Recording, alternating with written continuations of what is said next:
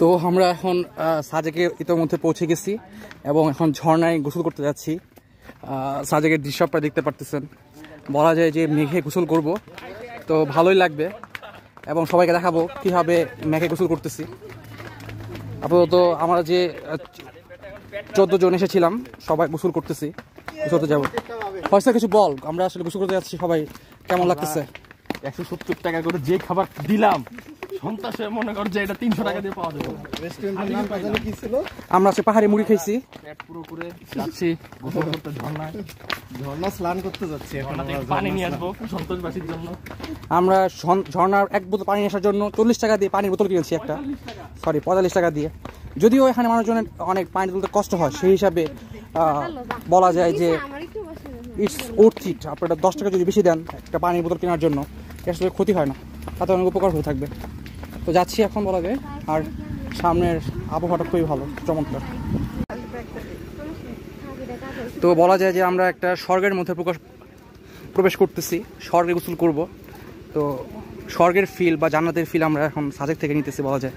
এত সুন্দর লাগতেছে, চোখের সামনেই বিশ্বাস হচ্ছে না যে আমরা এইভাবে গোসল করতে যাচ্ছি। এবং আমরা এখন সার্চ করতেছি লাঠির জন্য। আমার ফ্রেন্ডরা কিছু লাঠি সংগ্রহ করেছে, হাতে ডান পাশে বাম পাশে লাঠি পাওয়ার সম্ভাবনা আছে। তো আমরা খেয়াল করতেছি আসলে পাওয়া যায় নাকি, এবং হেঁটে যাচ্ছি।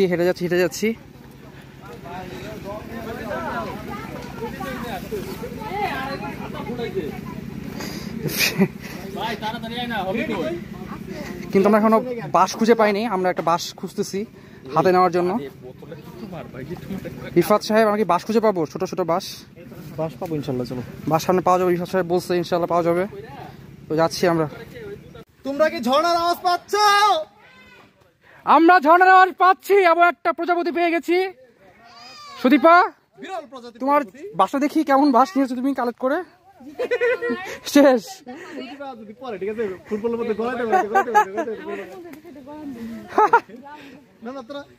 মোটরসাইকেল আসতি আর ও মাই গড,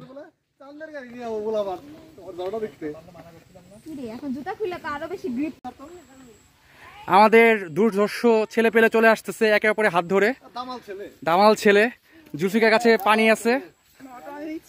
তিশা, ভালো আছো? সাথী কোথায়? এই যে আমরা আবার আরেকটা ভিউ পেয়ে গেছি ঝর্ণার যাওয়ার পথে। ঝর্ণার আওয়াজ শুনতে পারতেছেন আপনারা হয়তো। এটা একটা ভিউ পয়েন্ট। আমরা আরেকটা ভিউ পয়েন্টে চলে আসছি, এখান থেকে আরেকটা ভিউ পয়েন্ট দেখা যাচ্ছে, আপনি দেখতে পারতেছেন। তো কোন ট্রাকার ট্রেকিং করতে যায় ছাতা ব্যবহার করতে। হ্যাঁ, আমি আমার একটা প্রিয় ছাতা নিয়ে এসেছি ট্রেকিং করার জন্য।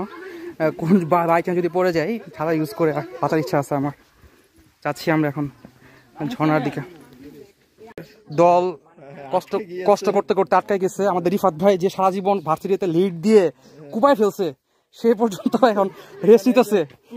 মানে এটা তো অবিশ্বাস্য অবস্থা, এটা তো অসম্ভব অবস্থা। পুরা ক্লাস অসুস্থ হয়ে যাবে। রিফাত ভাই সবসময় থাকবে স্থায়ী এবং কর্মঠ। সে রাতে খাবে একটা স্যালাইন, সব ওকে ডান। তার আজকে সেই অবনতি। ও গ্লুকোজ, সরি। আমরা এখন যাচ্ছি হলি উস্তাদি করে একটা ভালো স্যান্ডেল নিয়েছিল, কিন্তু এখন সেই হ্যান্ডেলটা হাতে তার এখন। সরি, কিছু বলার নাই, আমরা যাচ্ছি।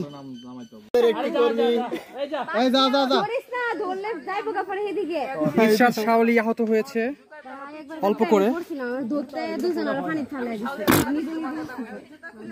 আমরা আরেকটা ভিউ পয়েন্টের কাছাকাছি হয়েছিলাম, কিন্তু শাওলি পড়ে গিয়েছে। আমরা শাওলিকে নিতেছি।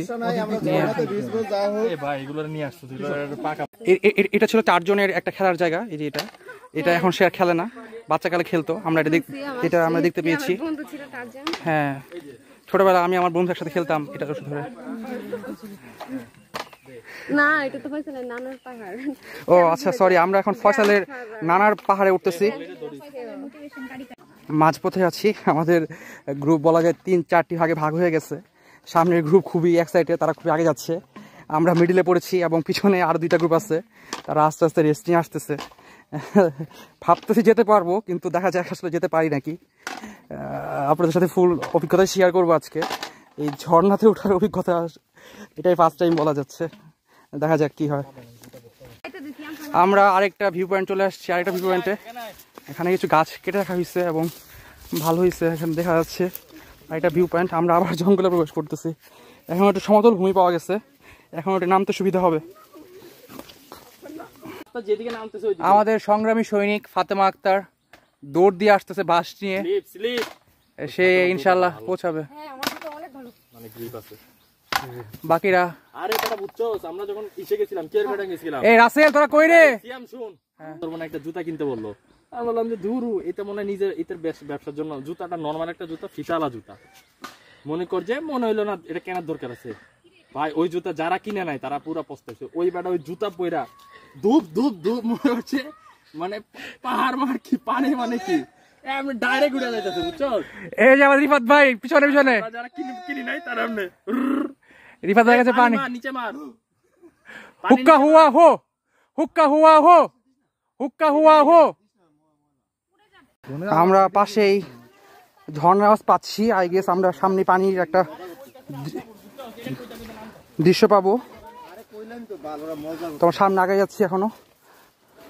অবশেষে আমরা ঝর্ণার একদম কাছাকাছি চলে এসেছি। শেষ পর্যন্ত বলা যায় আমরা ঝর্ণা জয় করে উঠতে পারছি। আমরা একদম কাছাকাছি এসে ঝর্ণা পাইছি। সবার অনুভূতি অনেক ভালো, সবাই লাস্ট পর্যন্ত অনেক একদম পানি দিয়ে পড়তেছে। আরে ব্যাগ দিয়া যা ভাই, শেষ। যাবে না, সামনে যাবে না। শেষ পর্যন্ত আমরা এই ঝর্ণায় পৌঁছে গেছি। মেন ঝর্ণাটার সামনে, ছোট ঝর্ণায় আসছি। শেষ পর্যন্ত আসা হয়েছে।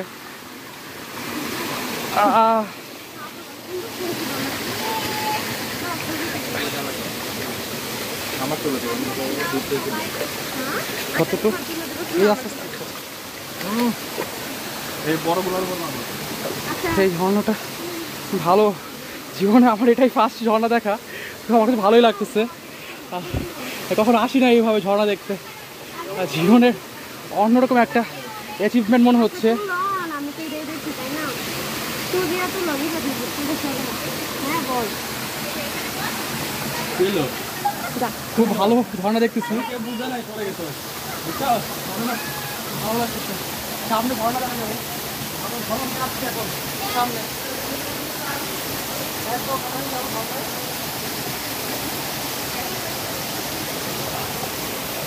আমি এটার মধ্যে নিতাম না।